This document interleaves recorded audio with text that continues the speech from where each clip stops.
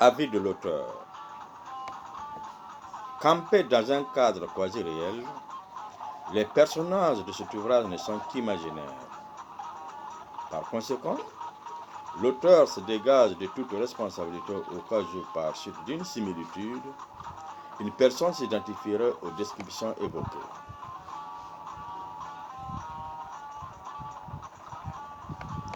Prologue. Assis sur les chaises du car rapide duquel l'apprenti avait crié Tcharoy, Tcharoy, Paoro de son vrai nom, Ouedraogo Moumouni, ne pouvait rien dissimuler de son identité physique. 10 passagers faisaient presque face de part et d'autre et tournaient le dos à 9 autres, dont 5 d'entre eux ne voyaient que son dos courbé et sa nuque qu'un bonnet cachait. Il était placé au milieu de 4 autres qui ne voyaient presque rien de lui. Il était 18 heures. Nombreux étaient des banlieusards qui s'impatientaient à l'arrêt des cars rapides de Sandara. Il fallait être solide et rapide pour prendre place dans un car rapide à pareil moment, allant à Tcharoy de même que le sens inverse de 7 heures du matin à 10 heures. Il fallait être un apprenti bien audacieux pour oser s'aventurer vers ces lieux aux airs cités. Les cars étaient nombreux, mais rares étaient ceux qui osaient emprunter ces itinéraires. Une vraie lutte désespérée que les habitants de ce quartier devaient mener quotidiennement pour se déplacer. Bien que le petit train bleu eût amélioré la situation, cela demeurait toujours un calvaire. Paoro avait beaucoup marché ce lundi, premier jour ouvrable de la semaine du mois de janvier. Il a fait toute la ville. Dakar, une immense ville cosmopolite. Il avait faim.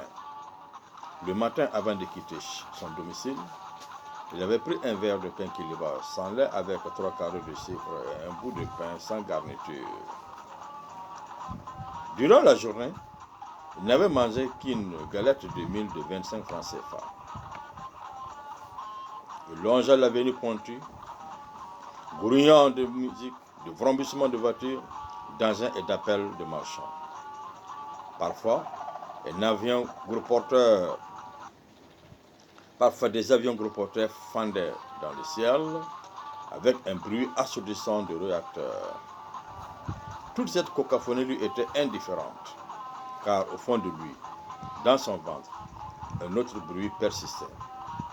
Vers midi, en passant devant un restaurant tenu par un chouchou, sur la porte duquel étaient dessinés divers plats et écrites en gros caractères par une main non familiarisée aux lettres exprimées par l'auteur, restaurant moderne. Paoro déchiffra tant bien que mal les écritures. Pendant la lecture, une odeur de mafé l'envahit. Il commença à saliver. Il ne pouvait pas se le permettre. Alors, il s'était contenté du gâteau qui n'avait pas calmé les réclamations de ses viscères.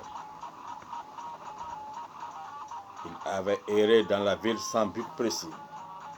1000 idées occupaient ses méninges. En fin de journée, lorsqu'il déboucha à l'angle de la rue et entendit un apprenti chauffeur d'un car rapide de transport en commun appeler les voyageurs pour Tcharoy, malgré tout ce qu'il tramait avec lui, il avait pu prendre place, mais pas à l'endroit idéal. Il aimait se mettre sur les chaises disposées dans le sens dont voyageait le véhicule. Il n'aimait pas donner dos à la route. Cela lui faisait un drôle de sentiment. Mais hélas, il fallait qu'il se contentât du banc traverse pour avoir été le dernier des passagers.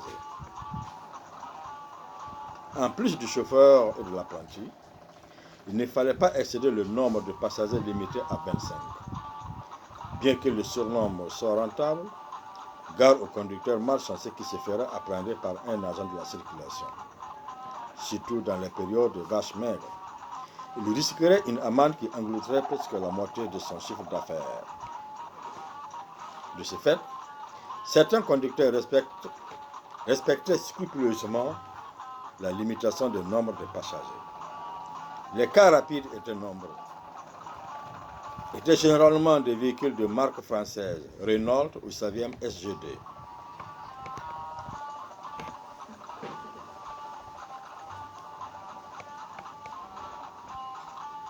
Le car rapide entreprit sa course, dégageant un nuage opaque de fumée noire qui polluait l'air. Après quelques centaines de mètres de parcours, l'apprenti sortit de la poche arrière de son pantalon crossé un trousseau plein de monnaie. Il commença à encaisser. Arrivé à la hauteur de Pawero, celui-ci releva le visage vers le kidam, fouilla dans la poche latérale de son boubou, sortit des pièces qu'il tendit à l'apprenti, qui les compta. 70 francs. Ceci n'équivalait pas au tarif établi pour Tcharoy. Il fallait 90 francs. Mais Pawero avait oublié qu'en partant de chez lui, il avait considérablement entamé sa bourse. L'apprenti lui demanda où il se rendait, une question à laquelle il ne répondait que par un signe indescriptible de tête.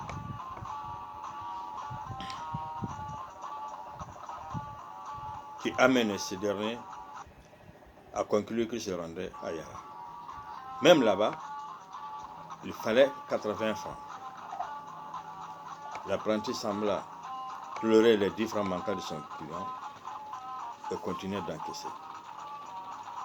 Après avoir encaissé, il retourna à l'arrière du car, mit un pied sur le marchepied, l'autre à l'intérieur, cala son buste contre la portière avec un coude et alluma une cigarette.